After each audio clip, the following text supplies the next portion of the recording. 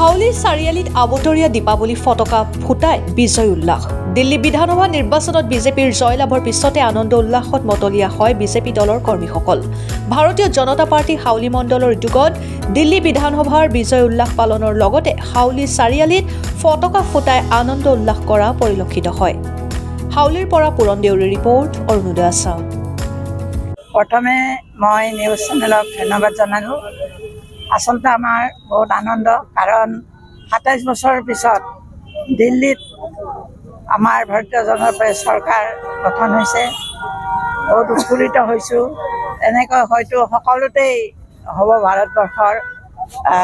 আমি তাৰ কাৰণে আজি বিজয় উৎসৱ পালন কৰিছোঁ। অলপ আমাৰ দেৰি হ'ল, অলপ অসুবিধাৰ কাৰণে আজি আমি বিজয় উৎসৱ পালন কৰিছোঁ। সেইকাৰণে প্ৰথমতে সাংবাদিক বন্ধুসকললৈ নমস্কাৰ জনাইছোঁ আৰু শুভেচ্ছাও জনাইছোঁ। অনুভৱ বহুত ভাল, ক'ব নোৱাৰা। আমাৰ পৌৰপতি বাইদেউ মহোদয়ে কৈছে ২৭ বছৰ অপেক্ষাৰ পাছত দিল্লীত বিজেপি দল শাসনলৈ আহিছে, তাৰ কাৰণে বহুত ভাল লাগি আছে। বিজয় শূন্য কংগ্ৰেছৰ আপ মোটামুটি ধ্বংস, এই সম্পৰ্কত কি অনুভৱ? কংগ্ৰেছটো আগৰ পৰাই লাহে ২০১৫ নহয় ১১ চনৰ পৰাই ধ্বংসৰ ফালে গৈ আছে। লাহে এই ধ্বংসৰ ঊৰ্ধ্বগামী হৈ আছে। কোনোদিন মানে অধগামী হ'ব পৰা নাই। আপৰ এনেকুৱা আত্মসংকাৰ হৈছিল, সেই অহংকাৰৰ কাৰণে দিল্লীৰ ৰাইজে তাক একেবাৰে নিশ্চিন্ন কৰি দিছে। মনীষ চিচুৰীয়া আৰু সভাপতি দুইজনে পৰাজয় বৰণ কৰিছে। চাওক, তেওঁলোকৰ সমষ্টি আৰু বিশেষকৈ সুৰা আৰু কিবা কেলেংকাৰী, এই কেলেংকাৰীৰ কাৰণে ৰাইজে তেওঁলোকক বেয়াকৈ বেয়া পাইছে। এইখিনি নিৰ্বাচনত ৰাইজে দেখুৱাই দিছে আৰু আমাৰ বিজেপিৰ কাৰ্যকৰ্তাসকলৰ একনিষ্ঠ প্ৰচেষ্টা আৰু চেষ্টাৰ বলত আজি দিল্লীত আমি সেইখিনি স্থানত উপনীত হ'ব পাৰিছোঁ। কৈছিল কথাটো, তাৰ উত্তৰ আমি বিজেপি দলৰ ফালৰ পৰা বিজেপিৰ কাৰ্যকৰ্তাই এইখিনি দি দিছে। মাননীয় প্ৰধানমন্ত্ৰী নৰেন্দ্ৰ মোদী ডাঙৰীয়াই সেইখিনি দেখুৱাই দিছে যে কেজৰিৱালেই দিল্লীৰ ভৱিষ্যত নহয় বা দিল্লীৰ ভাগ্য নিয়ন্ত্ৰক নহয়, এইখিনি দেখুৱাই দিছে। প্ৰথমতে মোৰ তৰফৰ পৰা সাংবাদিকক মই নমস্কাৰ জনাইছোঁ।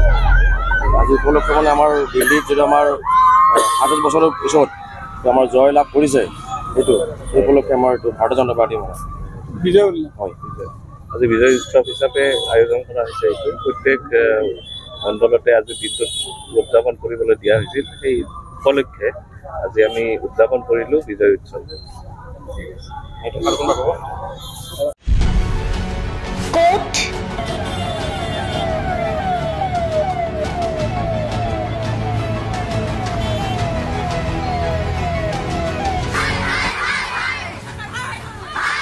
কিয়, কেনেকৈ?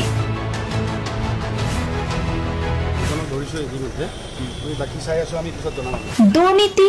ৱাইফজনীয়ে কৈছে বোলে এওঁ মোৰ হাজবেণ্ড, আপুনি কোন হে ক'বলৈ এওঁ অবৈধ বুলি? অনিয়ম, ভ্ৰষ্টাচাৰ, একো নায়কতাবাদ। এতিয়াৰ পৰা আৰু নহ'ব। আমি দিম সত্য বাতৰি।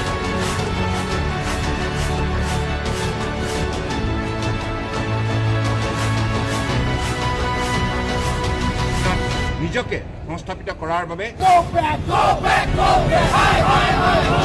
শুদ্ধ ৰূপত নিৰ্ভীক নিৰপেক্ষতাৰে আমি সাজু। অসমৰ উন্নয়নমূলক যাত্ৰাই আজি এক নতুন দিগন্ত ভৰি দিছে। অসমৰ ৰাইজৰ পৰা আমি সদায় আশীৰ্বাদ বিচাৰোঁ। আমি এনেকৈ যাতে আমাৰ জননী জন্মভূমিক সেৱা কৰি যাব বিচাৰোঁ। অৰুণোদয় অসম, নিৰ্ভীক নিৰপেক্ষ।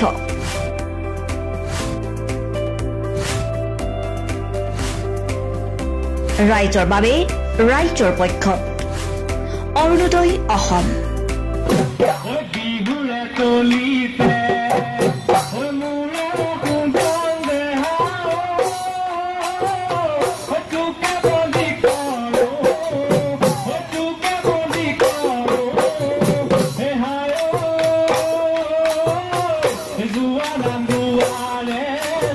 নাম